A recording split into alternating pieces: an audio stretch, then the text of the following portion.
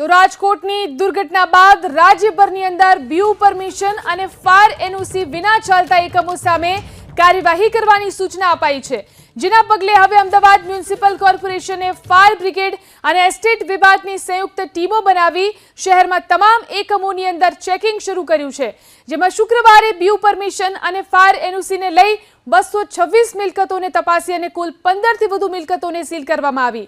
તો Rajpath club road ઉપર આવેલ અર્બન ચોકમાં ગેરકાયદેસર બાંધકામના પગલે સીલ મરાયું। આ સાથે જ આંબલી વિસ્તારમાં આવેલ કાફે એવરબીન અને ક્રશ કાફેને પણ સીલ કરવામાં આવ્યું। તો સિંધુ ભવન રોડ પર આવેલ ટી પોસ્ટ, ટોરિટોઝ, Z27 અને અર્બન બજારને પણ સીલ કરાયું છે। તો કેફે સંચાલકોની ચોરી ઉપરથી સીનાચોરી પણ સામે આવી।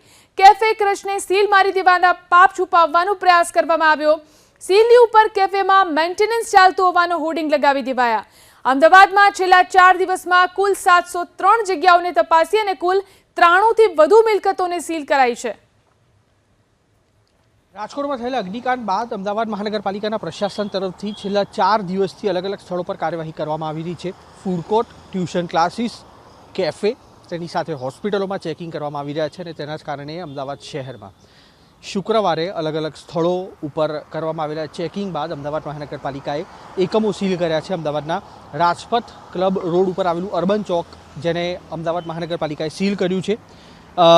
ગઈકાલની વાત કરવામાં આવે તો અમદાવાદ મહાનગરપાલિકાએ 227 જેટલા એકમોમાં તપાસ કરી હતી અને તેમાંથી 15 એકમો સીલ કર્યા છે। અત્યાર સુધીની વાત કરીએ તો કુલ 703 એકમો ચેક કરવામાં આવ્યા, જેમાંથી 93 એકમો સીલ કરવામાં આવ્યા છે અને કોર્પોરેશન તરફથી અધિકૃત રીતે જે માહિતી મળી છે તે અનુસાર રાજપથ ક્લબ રોડ ઉપર આવેલું અર્બન ચોક છે, તેની પાસે બાંધકામનો પરવાનો ન હતો, ઇલીગલ કન્સ્ટ્રક્શન હતું, તેના કારણે થઈને આ એકમ છે તેને સીલ કરવામાં આવ્યું છે।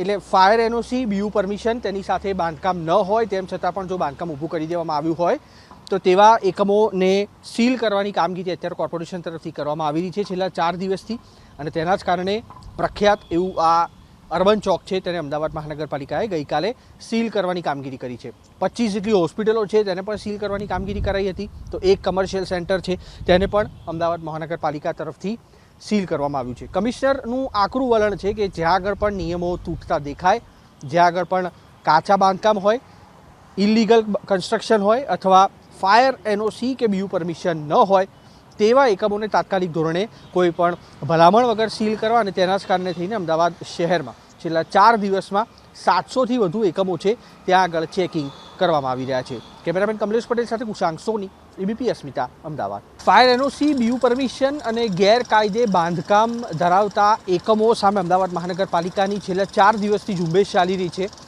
રાજપથ ક્લબ રોડ ઉપર આવેલા અલગ અલગ કેફેમાં અમદાવાદ મહાનગરપાલિકાએ શુક્રવારે સીલિંગની કામગીરી શરૂ કરી અને વધુ એક કેફે છે ક્રશ કોફી, તેને પણ અમદાવાદ મહાનગરપાલિકાએ સીલ કરી છે। જોકે સંચાલકોની ચોરી ઉપરથી સીનાચોરી જેવો ઘાટ અહીંયા આગળ જોવા મળ્યો, કારણ કે કોર્પોરેશને સીલ મારી દીધું પણ તેમનું પાપ છતું ન થાય તેના માટે જે સીલિંગ કરવામાં આવ્યું છે તેની ઉપર મેન્ટેનન્સનું બોર્ડ અહીંયા આગળ લગાવી દેવામાં આવ્યું છે, કારણ કે કોર્પોરેશને બહાનું આપ્યું છે, કોર્પોરેશને કારણ આપ્યું છે કે ઇલીગલ કન્સ્ટ્રક્શન એટલે કે મંજૂરી લીધા બાદ વધારાનું બાંધકામ અહીંયા આગળ કોઈ પરવાનગી વગર કરવામાં આવ્યું હતું, જેના કારણે આ કેફે છે તેને સીલ કરવામાં આવ્યું।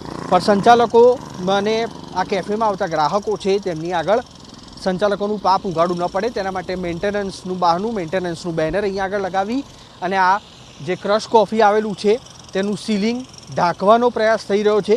અમદાવાદ મહાનગરપાલિકાએ છેલ્લા 4 દિવસમાં અલગ અલગ એકમોમાં તપાસ શરૂ કરી હતી, જેમાં કેફે, હોસ્પિટલો, ટ્યુશન ક્લાસીસ અને આ પ્રકારની ચાલતી જે કમર્શિયલ એક્ટિવિટી છે તેને સીલિંગ કરવાની અને તેના ફાયર એનઓસી, બીયુ પરમિશન અને તેના કન્સ્ટ્રક્શન અંગેની ચકાસણી શરૂ કરી છે, જેમાં 700 જેટલા એકમો છે તેની ચકાસણી કરવામાં અત્યાર સુધી આવી છે અને આગામી દિવસોમાં પણ અમદાવાદ મહાનગરપાલિકાની કામગીરી છે તે આ જ રીતે ચાલુ રહેશે। કેમેરામેન કમલેશ પટેલ સાથે કુશાંક સોની, એબીપી અસ્મિતા, અમદાવાદ।